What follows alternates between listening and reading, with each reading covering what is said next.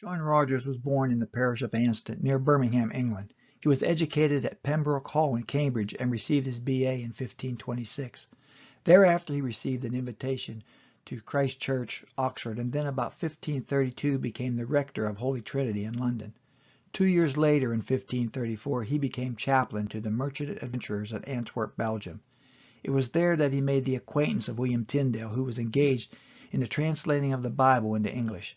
The influence of Tyndale and the exposure to Reformed beliefs led to Rogers' conversion to Protestantism. John Rogers, who had been entrusted by Tyndale with most of his manuscripts, prepared an edition of Tyndale's New Testament and his own translation of parts of the Old Testament. But fearful that King Henry might discover the connection between the two Bibles, he printed them under the pseudonym Thomas Matthews. In 1537, a copy of the Bible was passed to Cranmer, Archbishop of Canterbury, and then to Thomas Cromwell, who submitted it to Henry VIII for approval and permission. The king scanned the book, thinking it might be a useful instrument to weaken the grip of Rome on England, and declared his permission to print it. The king did not see the large initials W.T. that Rogers had placed at the end of the Old Testament in recognition of William Tyndale's contributions. He did not realize the Bible had any connection with the hated Tyndale, so he gave the Bible his approval. On the title page it read, "Printed with the King's most gracious license." A milestone in the history of the English Bible had been achieved. No longer forced to be sold on the black market and smuggled into England, a Bible in the English language, the Matthews Bible, was now printed with the King's authorization. John Rogers went on to print the second complete English Bible in 1537. It was, however, the first English Bible translated from the original biblical languages of Hebrew and Greek. As noted above, a considerable part of the Matthew Bible was the translation of Tyndale, whose writings had been condemned by the English authorities. The Matthew Bible is a composite made up of Tyndale's Pentateuch and New Testament, Coverdale's Bible, and some of Rogers' own translation of the text.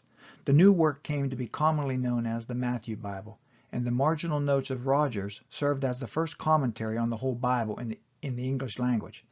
Its initial printing consisted of 1,500 copies, of which 3 have been preserved in the British Museum. It went through a nearly identical second edition printing in 1549. All of the Reformation Bibles that were to follow, the Great Bible, the Geneva Bible, the Bishop's Bible, and the King James Bible, are largely indebted to the Matthew Bible. But freedom for the English Bible did not last long. John Rogers, as a result of a sermon he preached on behalf of Protestantism at Paul's Cross in 1553, engendered the wrath of Queen Mary and her newly formed government. Only 10 days after the sermon, he was put under house arrest. His salary was cut, and in October of that year his position was filled by another. In January 1554, Edmund Bonner, the Bishop of London, had Rogers imprisoned at Newgate for his denunciation of Romanism, where he endured with other Protestants harsh treatment for a year. He finally came to trial in January 1555 on charges of heresy, specifically his views on the doctrine of transubstantiation and the Christian character of the Church of Rome.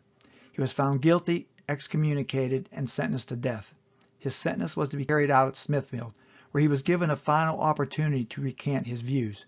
He refused and was subsequently burned at the stake on February 4, 1555, in full view of his wife and children. John Rogers was the first of the many Protestants who had sacrificed their lives during the reign of Queen Bloody Mary. Once again, the English Bible would be outlawed. On display are genuine leaves from both the 1537 and the 1549 editions of the Matthew Bible, along with facsimile editions from both of those printings. Notice that the 1537 edition is open to the end of the Old Testament, where John Rogers placed the large initials W.T. in honor of William Tyndale's contributions. How much did your Bible cost? It cost John Rogers his life.